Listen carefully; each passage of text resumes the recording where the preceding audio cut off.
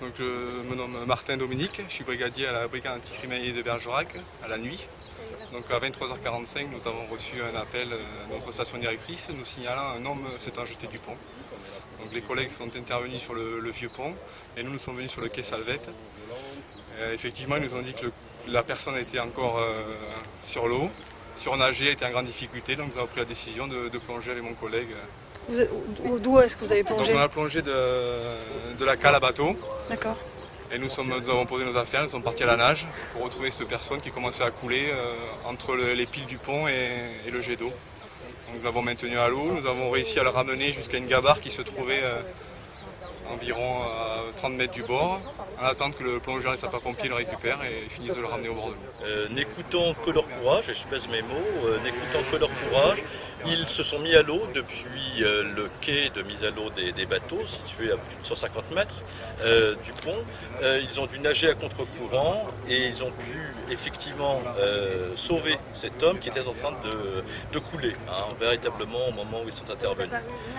Ils l'ont ramené jusqu'à une gabarre qui se trouvait ancrée au milieu de la Dordogne, et là ils ont pu être secourus par les sapeurs-pompiers qui étaient arrivés quelques minutes après eux. S'il n'y avait pas eu cette gabarre, ça aurait pu être compliqué, ils étaient essoufflés. Ça aurait pu être plus compliqué pour eux puisque cet homme qu'ils ont sauvé était d'assez forte corpulence et déjà en train de se noyer, donc ne pouvant plus réagir véritablement. Donc ils ont dû plonger tous les deux, ce qui était une bonne chose en termes de sécurité puisqu'ils se sont relayés pour maintenir la tête de cette victime hors de l'eau.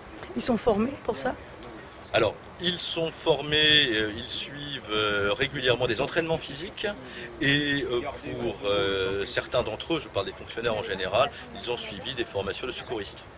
Personne, il y en a déjà deux, il y en a déjà trois à l'eau, ça suffisait, je pense que... Vous aviez stabilisé la situation. Voilà. Quoi, on était accrochés à la barque, on ne risquait plus rien. 21 ans, domicilié à Bergerac. Domicilié à Bergerac. C'est un suicide? Dépressif. C'est un suicide, bien sûr. Vous savez pas? C'est un suicide. Oui, il était en hypothermie à l'hôpital. On est passé le voir à l'hôpital après. Dans la nuit, on est passé le voir et tout allait bien. Il était en hypothermie à première vue. Et là, il était en examen complémentaire. Mais tout se passait bien. Non, il est sorti ce matin. C'est un acte, alors bien évidemment, que pour ma part, je qualifie de courageux et d'héroïque. Pour ce faire, d'ailleurs, je vais présenter à monsieur le préfet, dans les meilleurs délais, un dossier visant à ce que leur soit décerné la médaille pour acte de courage et de dévouement, compte tenu vraiment de ces circonstances.